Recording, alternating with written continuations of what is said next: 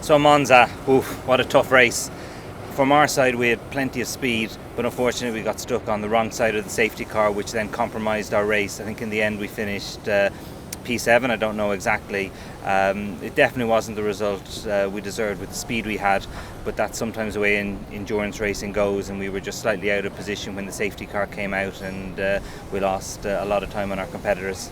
So the 4 hours at Barcelona, bit different to the others. We're going to finish in the dark, or at least towards the dark. I think for me it's the first ELMS race I've ever done that's raced into the dark.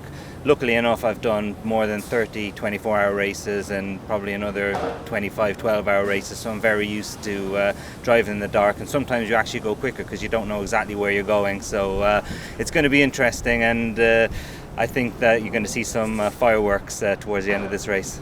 The Barcelona track, I mean, it's an F1 track. It's one of the best tracks, I think, in the world. It's the first time I've raced here in the ELMS, even though I think the ELMS has come here once before. It's a completely different challenge from the other circuits we face, primarily because of the time of year. We're in July, we're in Spain, it's super hot, so tyre management is going to be a really, really big factor in this race. As the race is finishing, kind of in the evening and towards the night, it should get a bit easier to manage the tyres step by step as the race goes on, but definitely a big fight, and it's going to be difficult and a lot of things to manage, but very much looking forward to it. The Barcelona track has many kind of really interesting parts to it.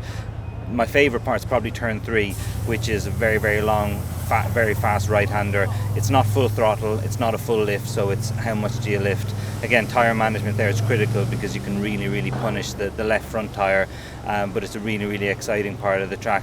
Unfortunately, I don't really like the last section, which I think a lot of drivers will say, because it's a little bit tight and twisty, but it adds another dimension to the track, which makes it very, very difficult, and you have to be absolutely inch perfect in the last sector. So it's almost a circuit of two halves. The first and second sectors are very fast flowing, and then the last sector is super tight and technical, so it has something for everybody.